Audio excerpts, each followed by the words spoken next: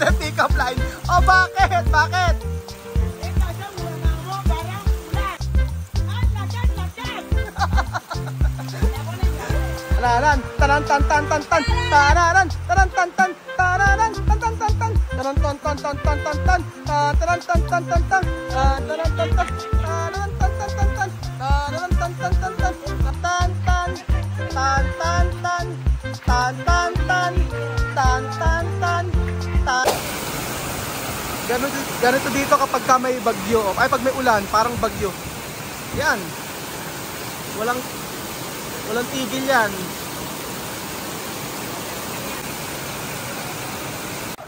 Maulang araw po sa inyo mga amigo. Ayan po, nandito po tayo kila Tia Celsa at ako'y napapunta dito kasi ang lakas po ng ulan. So, ayan. Ang ating bahay kubo mga amigo at nagkaroon na nabasa po. So, baka bukbukin ito. Mura ano pa naman yung kawayan, hindi pa siya magulang. So ikinabit na, and then eto na po yung natapos. Kahapon ang natapos po mga amigo ay yung part lang na to. Pero kulang pa yung kawayan pala. Kulang pa raw po na 10 kawayan. Pero nakikita niyo po ba ang ganda na, di ba? Oh. Oh, yan, ang ganda na. Tapos ngayong araw ang ginawa po ni Kuya LB. Eto, papakita ko sa inyo. Ang ganda na, di ba? Ito po ang nagawa ngayong araw. Ayan, may mga tabla pa eh. Ang lakas po ng ulan mga amigo, grabe. So ayan, yung mga tabla nilagyan na para sa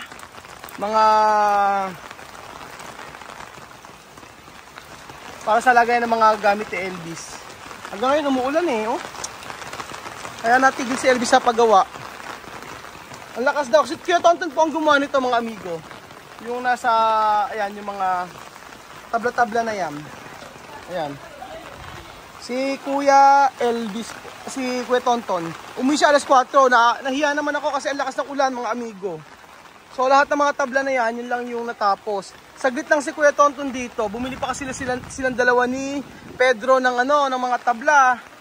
Napakabait nga ni Pedro eh. Pag kailangan namin ng taxi, siya yung kinukuha namin para kumuha ng mga materyales. So, ang kulang pa po dito mga amigo ay kulang pa ng 10 kawayan. Yun ang sabi. 10 kawayan. 10 kawayan? Tingnan nga natin. Baka meron pa bang kawayan? Baka, sabi wala na raw eh. Wala na. Kulang pa nga oh. Etong maliliit na to, pwede siya dito. Ito. Pwede siya dito. Ayan, pwede dito. Ayan ba mga amigo, okay lang po ba na nabasa yung yung mga kawayan? O paano po ba ang magandang gawin para po dito? Pag ganyan po ba ay magbubukbuk na o meron pang remedyo? O masisira na yan kapag ganyang naulanan? Ano po ba mga amigo, tulungan nyo nga po ako. Paki-comment down below mga amigo. Ano ang dapat kong gawin kapag kaganyang nabasa ang mga kawayan. Tapos po mga amigo, yung nipa po ay umorder na kami. Ang nipa po ay kukunin sa bosque yata yun o sa kagubatan dito. Tapos ay tatahiin, sila yung mananahi. So ang bili ko po ay isang set po, isang piraso na nakatahi na. Ang halaga po ay 1,500, 1,000 yata, 1,000 o 1,000. Yeah, 1,000 o 100 pesos po ang isa. So kailangan ko po ng mga 40 o 50, yung sabi sa akin ni Kuya Tonton. Pero meron pong meron ng pakita ko sa inyo, yan. Tingnan niyo kung yung ganito po yung 1,000 na o 100 pesos na nipa. Pasensya na ha. Ako'y humihingal pa, galing po akong trabaho nito. Nag-aalala lang kasi ko, ayan kita nyo, lakas ng ulan. Pero natutuwa naman po ako mga amigo dahil patapos na po ito. Pagka nakuha namin yung nipahat sa isang araw, yan, ang sabi ni Kuya Tonton, saglit na lang daw po at matatapos na ito. So ayan po mga amigo ang bahay kubo dito sa Equatorial Guinea sa Africa. Kauna-unahan po na bahay kubo. At ito ay gagawing negosyo ni Kuya Elvis. Balang araw ay gumawa si Elvis ng maraming bahay kubo at pwede niyang ibenta. So hindi lang kainan ang pwedeng inegosyo ni Elvis. Pati rin po itong bahay kubo, ang paggawa ng bahay kubo. Ang ganda oh. Lamig na lamig si Misma. Buenas tardes. Ay! Buenas tardes, bebe. Buenas tardes. ¿Qué tal? Bien. ¿Tú come? No. Di pa kumakain. Maaga pa po dito mga amigo. Alas 4 pa lang po mahigit. Pero kita nyo naman yung panahon. Ang sarap matulog. Pag ganyan ang panahon. Oh. ¡Ay, mamá Maritel! ¡Buenas tardes! Buenas tardes, Marites. ¿Qué tal? Bien, bien. Ahora tiempo de lluvia. Muchísima lluvia, mucho agua. Calor Ahora terminal. chamame en señal 1 bailar de lluvia. Sí, porque ahora calor terminar, ahora bailar porque ya no me contenta. Tuturuan tayo ni Chamame ng sayaw sa ulan. Agua. Rano, bambuya. Soca. Tan, tan, tan, tan, tan, tan, tan, tararan, taran, tan, tan, tan, tan, tararan, taran, tan, tan, tararan, tan, tan, tan, tan, taran, tan, tan, tan, tan, tan, tan, taran, tan, tan, tan, tan, taran, tan, tan, taran, tan, tan, tan, tan, taran, tan, tan, tan, tan, taran, tan, tan, tan, tararan. Wow. Habang umulan, may intermission number. Mag ano kaya tayo? Magtinikling tayo sa ulan. ¿Qué pasa? Oh. Paano po ang gagawin namin mga amigo? May feeding program pa naman kami ngayong araw, mga kababayan ko. Kakaunti lang ang bata. Sabi ni Tia Cesa, bukas na lang daw kayo mag-feeding program eh. Kasi pag ganyan umuulan, ewan ko kung may pupuntang mga bata. Nasa loob ng bahay ang mga bata pag ganyan kalakas ang ulan.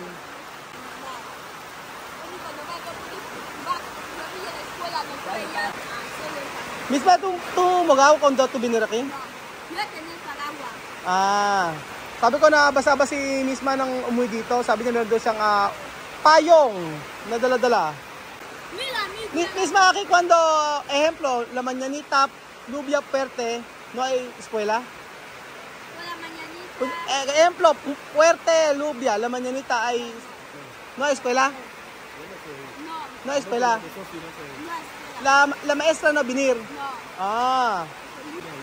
Kapag daw napakalakas ang ulan mga amigo at ganito kalakas ay wala daw pasok ang mga bata. O di ba? Ulan pa lang po 'yan mga amigo.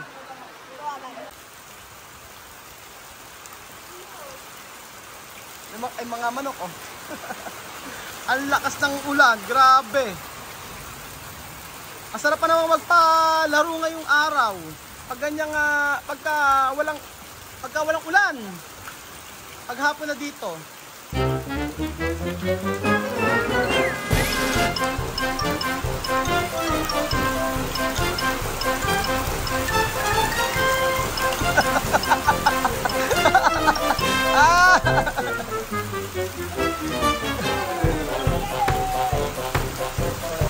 ¡Ay! Bien, Raúl, ulan ka ba? The pick-up line. Oh, bakit? Bakit? Ito sa mga mo, parang ulan. Ang lakas!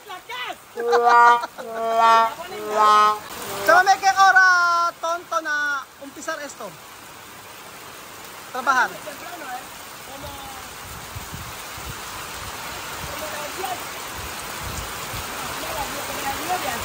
A las 9 está aquí? A las 9 él está aquí?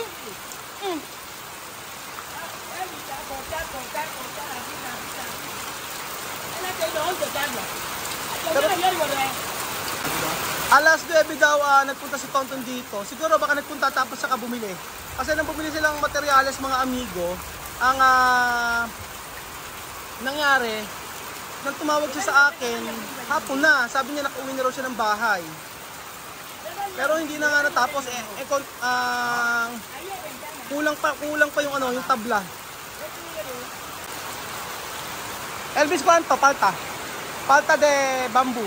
¿Cuánto?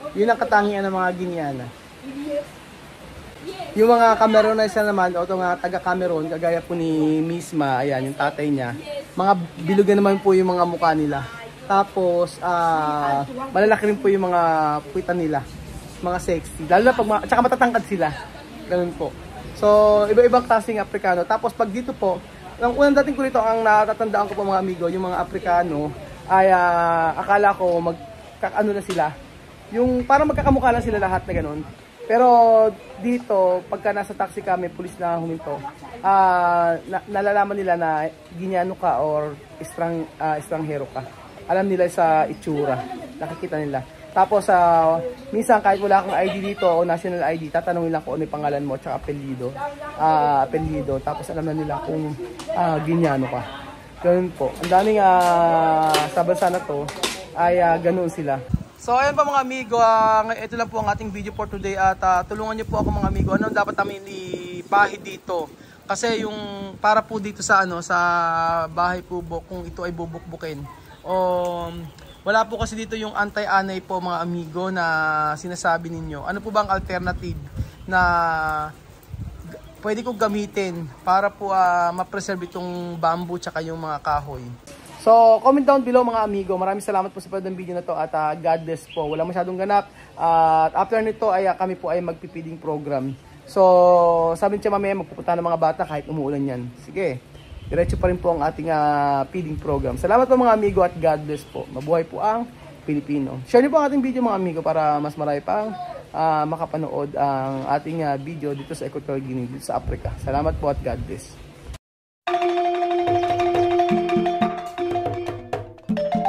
Na-appreciate ko yung paano sila nagdadasal.